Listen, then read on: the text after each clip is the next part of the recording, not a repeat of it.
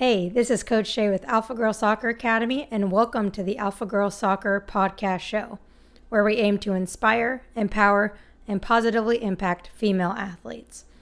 This week's episode is aimed for parents and coaches who are invested in making youth sports a positive experience for their child or player.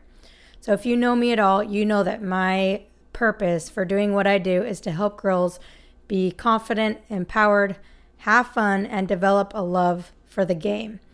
So as I reflect upon my year and the conversation I've had with parents and coaches, I feel compelled to start off the year talking about what matters most, which is the kids.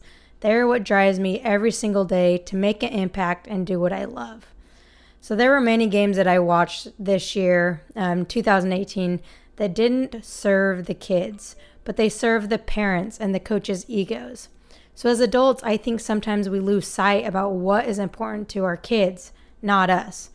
So ask yourself, why do kids play sports in the first place? And then what keeps them loving the sport or quitting the sport? So according to a study done by Notre Dame Center for Ethical Education, kids play sports for the following 6 reasons, and these are the top 6 reasons. First reason is to have fun. That is always number 1. Number 2 is to do something I'm good at. Number 3 is to improve my skills. Number 4 is to get exercise and stay in shape. Number 5 is to be a part of a team. And number 6 is the excitement of competition. So obviously, with that list, we know that they do not play sports to win. Sure, everybody likes to win, but they do not play to win. They play to have fun, learn, be with their friends, and because it's exciting. So it's important that we don't lose sight of what really matters, because without these things, our kids quit sports. And when they quit, they no longer get to learn the life skills that sports has to offer.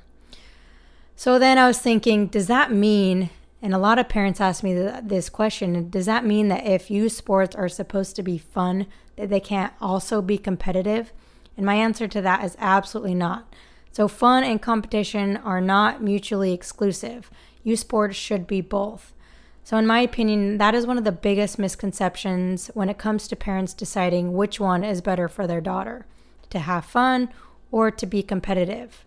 From the youth to professional level, fun and competition can and should coexist. So for example, when you watch professional and college sports, does it look like they're having fun? And are they battling on the field and competing at the highest level? Absolutely yes to both of those questions. So why can't it be the same for youth sports? So we need to stop separating the two and believing that if a player is going to play at the highest level, that they can't have fun getting there. Or that if your daughter wants to have fun, that she can't go out there and compete with herself, her teammates, and the opposition. In fact, when I look back, when I played, the more competitive I was, whether it was at practice or games, the more I enjoyed playing and the more pure joy I got from playing this sport. And the excitement of competition can never be replaced or replicated. There's nothing quite as fun as playing the sport you love while competing as hard as you possibly can.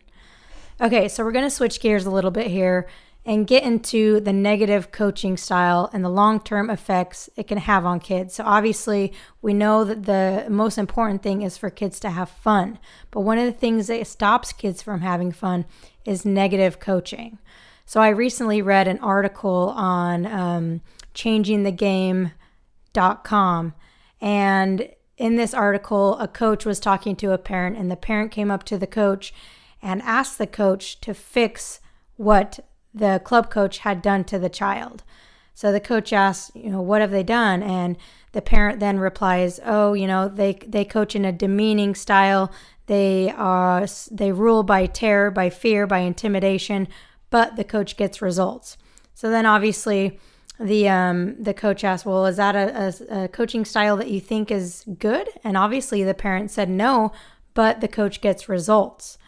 So that's just a scary story, because even a parent that obviously has their best interests at heart is thinking that winning is more important than their kid having fun and the long-term effects of her daughter and what kind of effects that coach is doing to her confidence, her self-esteem, her enjoyment of the game.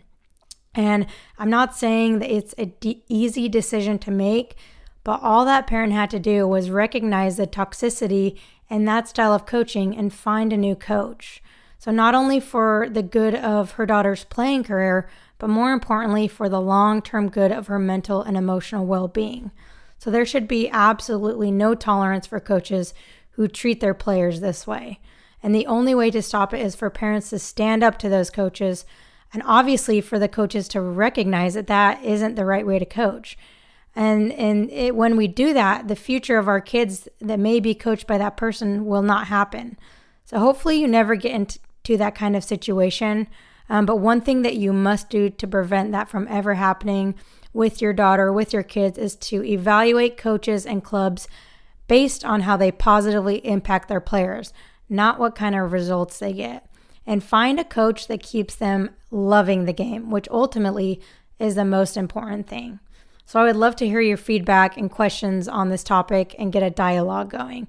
So you can shoot me an email at shay@alphagirlsoccer.com, or you can reach out to me on Instagram at alphagirlsoccer. And I would love to hear your feedback and discuss how we can positively impact youth sports together. All right, thanks for listening. I'll catch you next week.